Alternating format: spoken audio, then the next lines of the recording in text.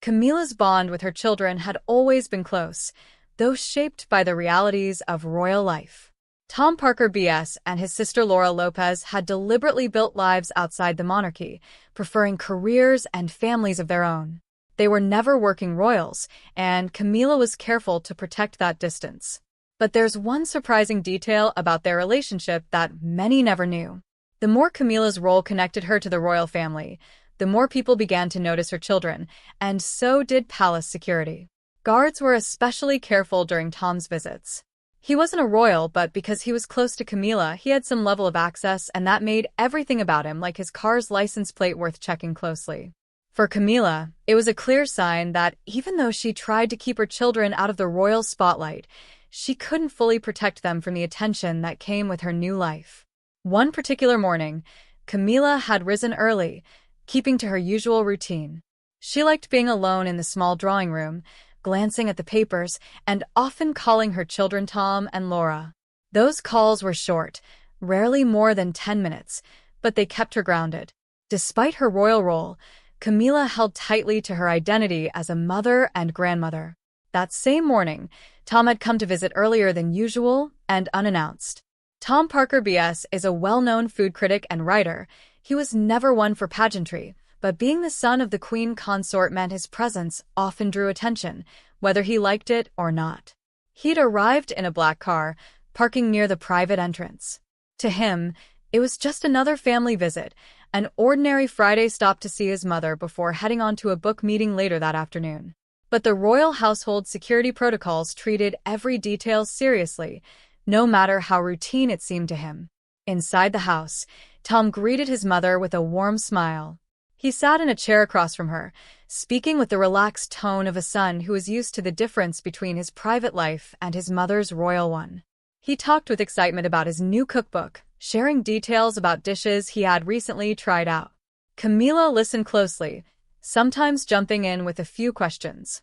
These talks were a nice break from the constant duties of royal life, meetings, official visits, and reports. By mid-morning, something unexpected happened. One of the guards, known as Sergeant Whitmore, noticed something unusual about Tom's vehicle. Unlike the car he usually drove, this one had no prior clearance in the system. Guards were trained to remember such details, and Whitmore, a veteran of more than a decade, was especially sharp-eyed. As he walked around the car, his attention fixed on the trunk. It sagged ever so slightly, heavier than expected. That kind of weight wasn't unusual in itself. Whitmore quietly called another guard over on his radio. The two of them walked slowly around the car, careful not to attract attention. A slight feeling of worry spread among the courtyard staff, who began moving more slowly. Sensing something was happening. Inside, everything still felt relaxed. Tom was talking about a Paris chef he had met recently, laughing about the man's strange cooking style. Camilla leaned in, clearly enjoying the story. Neither of them knew what was going on just outside. Finally, Whitmore decided it was time to do a routine check. He knocked softly on the car window and pointed toward the trunk. The sound echoed through the courtyard and caught the attention of other palace insiders. He bent toward Tom and spoke in a low voice. "Sir, the guard needs you by the car." Tom looked confused and frowned a little. "Is there a problem?" Camilla's face tensed up. She was used to tight security, but her son being pulled into it was rare. "What on earth is this about?" she asked, her voice sharper than before. Tom got up and walked outside. Whitmore stood by the car, another guard beside him. "Is something wrong?" Tom asked, now sounding a bit annoyed. "Just a standard check, sir," Whitmore said calmly. "The trunk looks heavier than usual. We need to see what's inside." Tom sighed and rubbed his forehead. He disliked the side of royal life. The doubt, the constant checks, the feeling of being treated more like a stranger than family.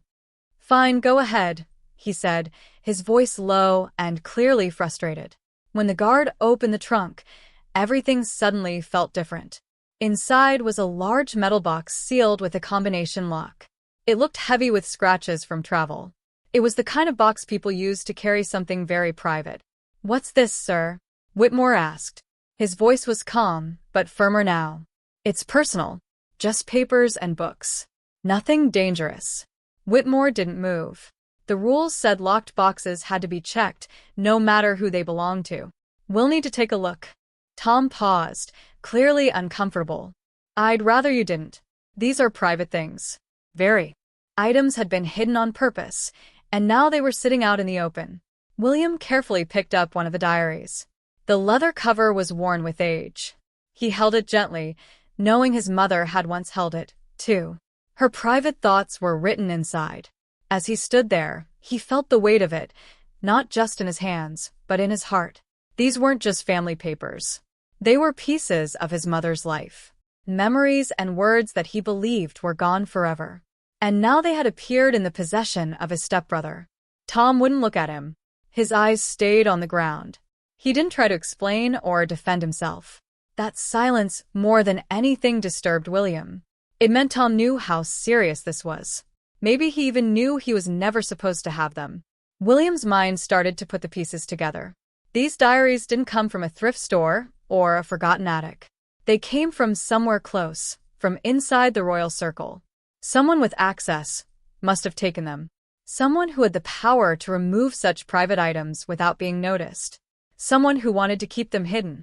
William looked briefly at Camilla. She said nothing.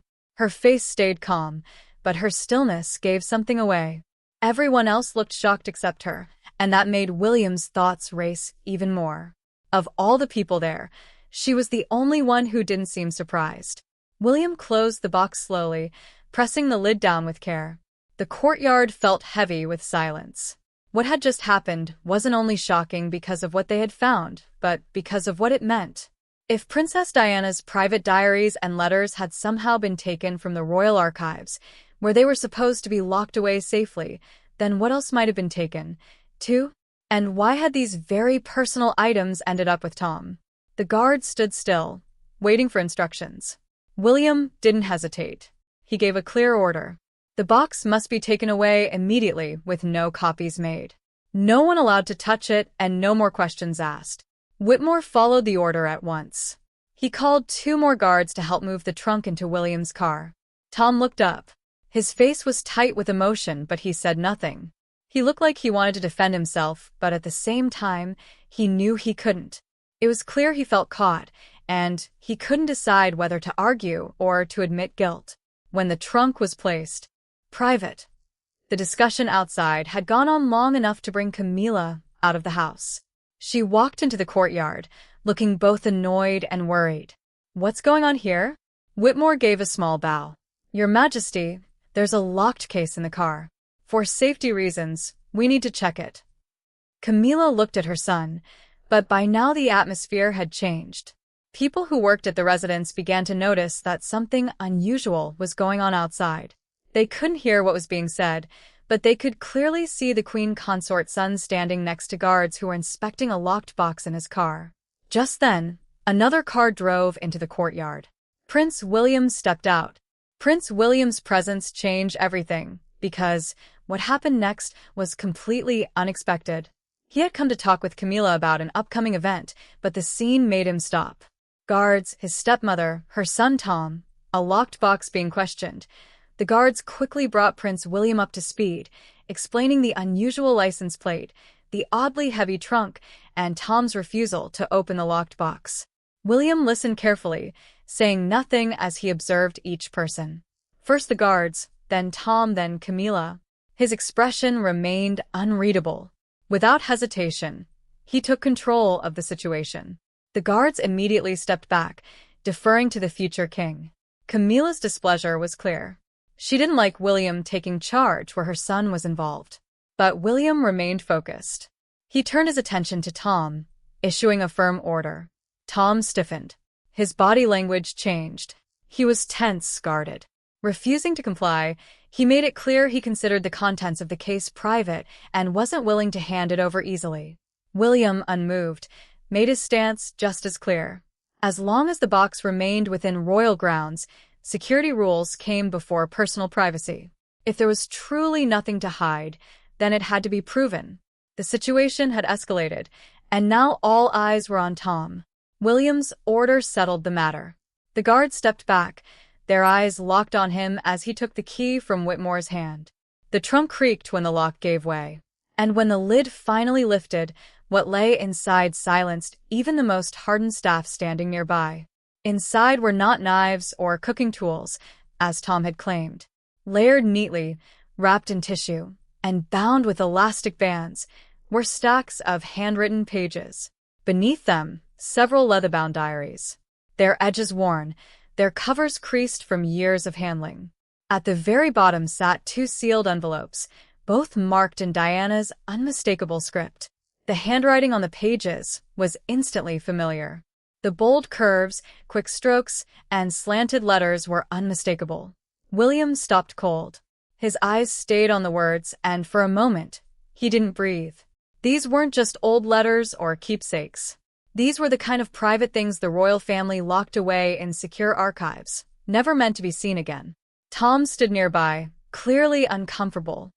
He didn't say much, but it was enough to confirm what William had already realized.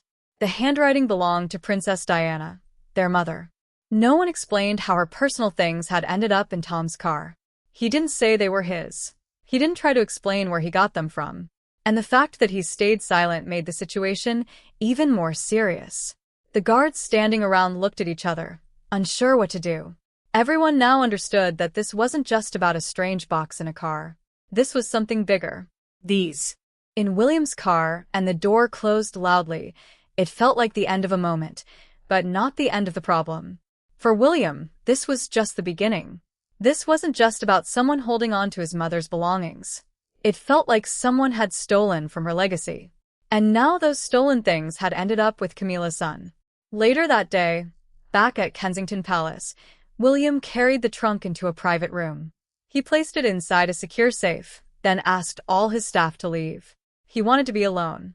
Slowly, he opened the trunk and lifted the first stack of letters.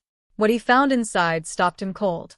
They were written in his mother's own hand in 1995, a painful time in her life. The letters were raw and honest. In them, Diana wrote about being followed by strangers, her phone calls being listened to, and how she always felt like someone was trying to trap her. She spoke of how Prince Charles acted like he didn't care. She also wrote about Camilla, how her presence had always hung over Diana's marriage, making her feel pushed aside. Diana described lonely nights, crying behind locked doors where no one could see.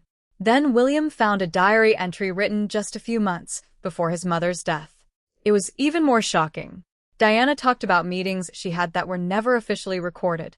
She mentioned people, some by name, some only hinted at, and shared her fears that her life might be in danger. At the bottom of one of her letters, Diana had scribbled a chilling sentence.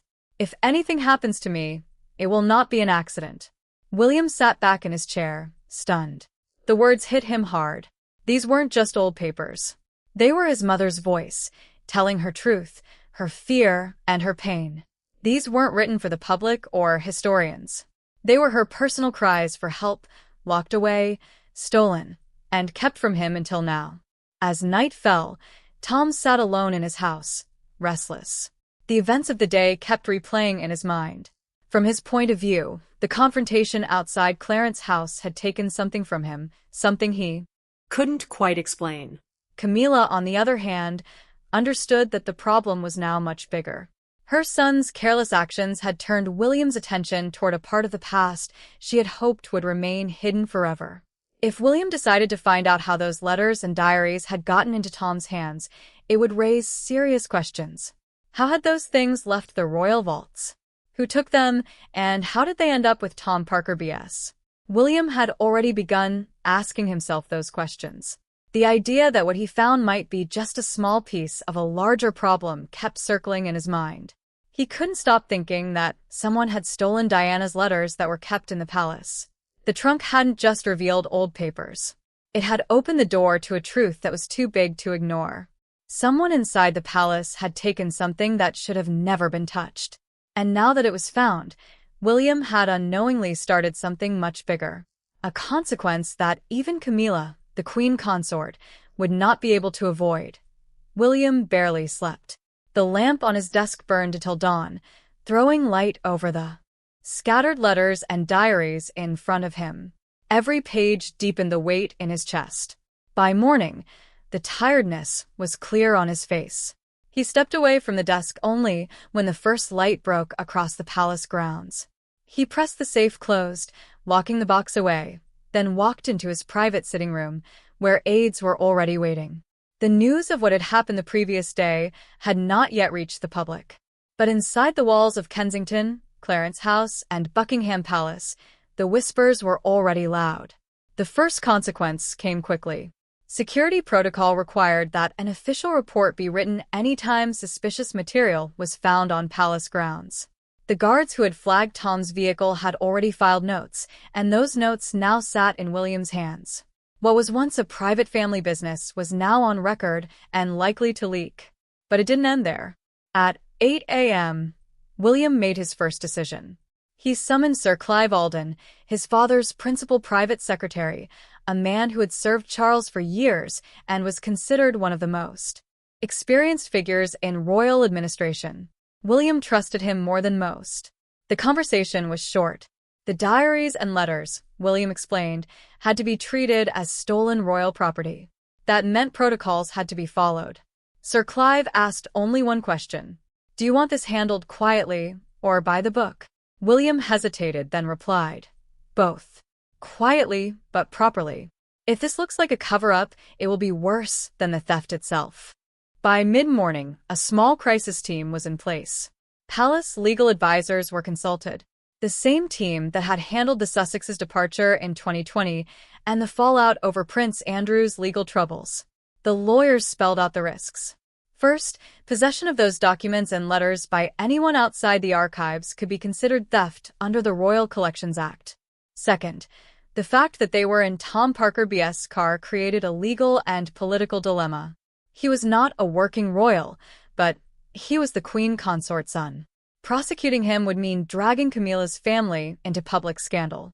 Sparing him would look like favoritism. Either way, the Crown's reputation would take a hit. By noon, William had called his father. Charles was at Highgrove that day, preparing for a scheduled engagement. The phone call lasted 20 minutes. Charles, weary from decades of family drama, listened carefully but offered little instruction. In the end, he told his son, "Handle it firmly, but don't let it destroy us." That response left William with both freedom and burden. He now had to decide whether to treat the matter as a family issue or not. Meanwhile, Camilla was not idle. At Clarence House, she spent the morning in tense conversation with her private secretary. Her face was pale, her hands restless. She knew exactly what was at stake. For years, she had endured the tabloid headlines branding her the other woman. Becoming Queen Consort had been her slow redemption. But if those news surfaced, it could all collapse in a matter of days. Her first instinct was to shield Tom. According to palace insiders, she telephoned Tom and instructed him not to speak to anyone or answer any questions. It was the blunt truth. If she was tied too directly to the discovery, if anyone even suspected the letters had passed through her hands, the scandal would not stop at her son. It would affect her. Back at Kensington, William's aides debated the next steps. Some argued for police involvement. Others suggested the documents could be quietly taken into the royal archives at Windsor with no word spoken. But William rejected both extremes. He understood that doing nothing would make it look like the monarchy was hiding something. In recent years, secrecy has always backfired. The Andrew scandal, for instance, had ballooned because the palace's first instinct was silence.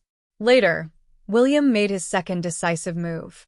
He ordered that Tom Parker BS be formally questioned not by police, but by royal legal officers. This way a record would exist, but without handing control to Scotland Yard or the press. The questioning took place that same afternoon in a discreet office at Clarence House. Tom admitted to having the trunk, but refused to explain how it came into his possession. His tone was defensive, even combative. "They've been hidden for long," he told the officers. "If you think I broke into some vault to get them, you're not correct, but I'm not saying anything more." The officers noted his words carefully. The lack of explanation only deepened suspicion. Within hours, the file was on William's desk. That evening, William faced his most difficult choice yet, whether to press the matter further and risk turning it into a criminal case, or to contain it within the family. He sat alone in his study again, Kate entering briefly to check on him. She placed a hand on his shoulder and asked, "What will you do?" He replied quietly, "If I let this slide, I will weaken the crown. If I push, I destroy them. Either way, it stains us." The consequences were already bleeding outward. Journalists who regularly followed the royal family had started to pick up bits of the story. One reporter from the Times called the palace press office late that night, asking if there had been an issue with private items at Clarence's house. The press team, unprepared, gave their usual denial, but the fact that the question was being asked at all confirmed William's worry. The story wouldn't stay secret for long. In the days that followed, the royal household went into full crisis mode. Lawyers started writing up possible public statements. Security was made tighter around Kensington Palace to stop any more leaks. Behind closed doors, royal staff argued about whether to quietly inform the Prime Minister in case the situation turned into a bigger problem for the country.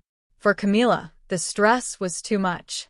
At a private dinner with King Charles 3 nights later, she finally broke down in frustration. There were now 3 risky paths ahead. First, William could keep the discovery hidden, but that would make it seem like he was part of another royal cover-up. Second, he could expose Tom, which might tear the family apart and cause a major scandal. Third, he could release only some of the documents, enough to show honesty, but not enough to satisfy everyone. That might protect the monarchy, but only just. Still, no one could be sure what would happen with any of these choices. There is growing pressure for Prince William to hand Tom over to the authorities, with many believing that only a formal investigation will reveal how the documents were obtained. What do you think Prince William should do? Share your opinions with us in the comment section. If you enjoyed the video, like, share, and subscribe to our channel.